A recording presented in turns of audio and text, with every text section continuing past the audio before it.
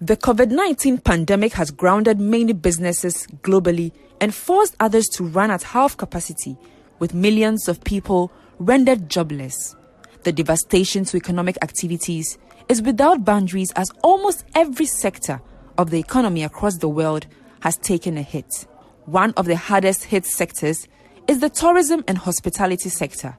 In Ghana, the sector is projected to create about 1 million jobs while contributing about 6.2% to the country's GDP.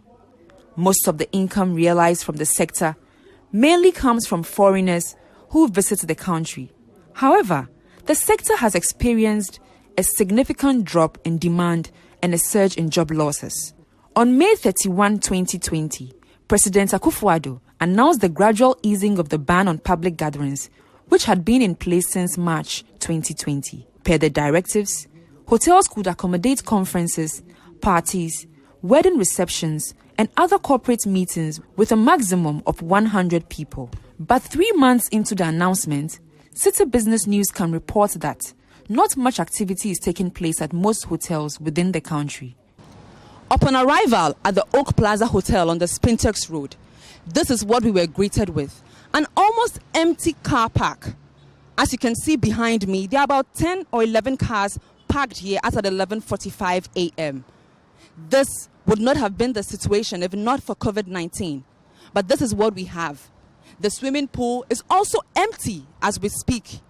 Let's go inside and speak to the rooms division manager of the hotel, Mr. Daniel Datson, on the current state of business of the hotel. Generally, we see movement in and out, but it's not been as it used to be. It's still, there hasn't been significant change. You know, our business mainly thrive on accommodation, and that is not there yet, particularly because of the closure of the borders. That hasn't helped in significant turnover in rooms. With the food and beverage, where you look at the parties, the wedding receptions, the conferences as well, that has also not changed that much. Probably with the 15th address of the president, that might make a bit of difference. And so basically we will say not much has changed. So in terms of our staffing, we still are running with limited number of staff in the hotel. Our pool is closed, it's not open. The bars are also closed, they are not open. As you can see, it's just an individual we have in here with us. He's lodging here. He's here because of his company and probably might be moving on in the next few days. So generally, let's say about 2 to 3 visitors in terms of guests who walk in to sleep overnight and they leave. So average stay is just a night.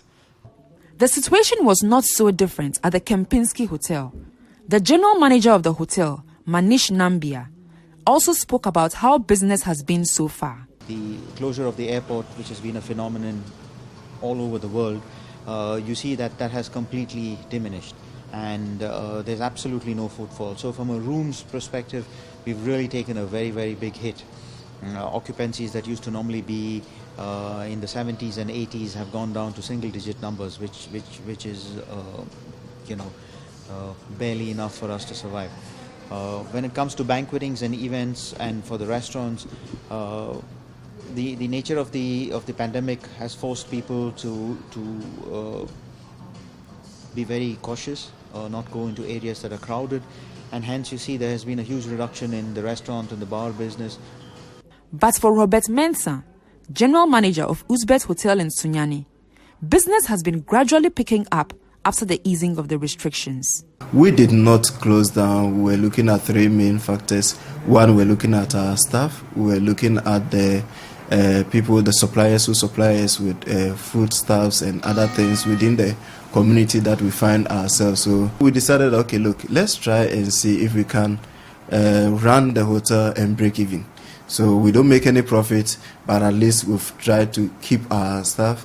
We've tried to take care of our immediate community by the suppliers that we are supplying, and it proved to be worthwhile.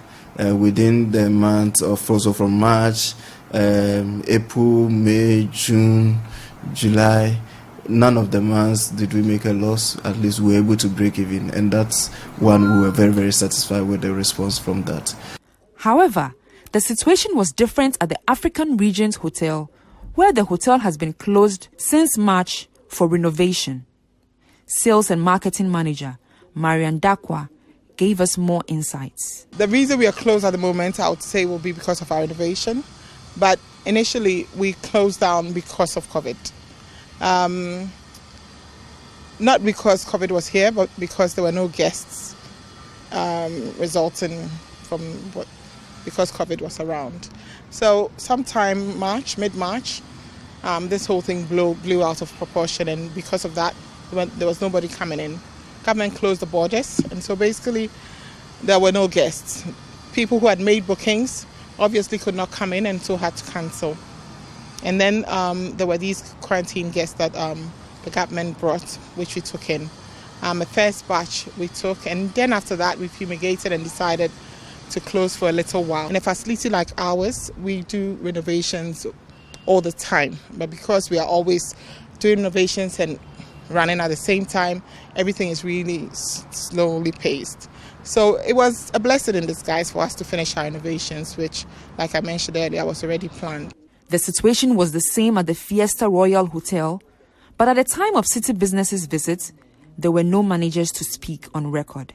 President Akufo-Addo, during his 15th address to the nation on Sunday, 16th August 2020, stated that the Ministry of Aviation, the Ghana Civil Aviation Authority, and the Ghana Airports Company Limited had been working with the Ministry of Health and its agencies to ascertain the country's readiness to reopen the airports.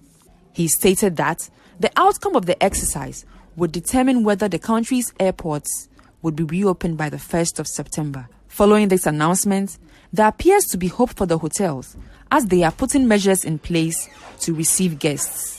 We've all been working towards opening when the borders open, and with the news last Sunday from the president, we are anticipating that come September, the borders will be open, and because of that, we've started work on putting in place protocols. Protocols that we are using for our existing guests anyway. So some of the initiatives include going digital, mostly digital for booking, check-in, check-out, and for our menus. We're looking at doing something for key cards, so that's contactless. We're limiting contact as much as possible.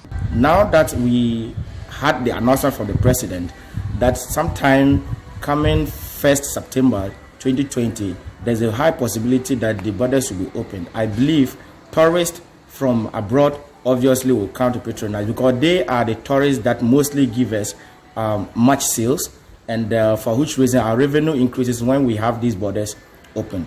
And I believe that if really these borders will be open by then, sales will surely shoot up.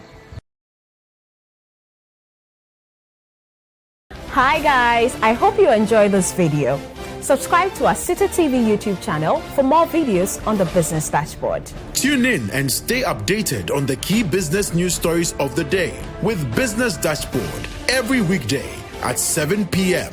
only on Citi TV.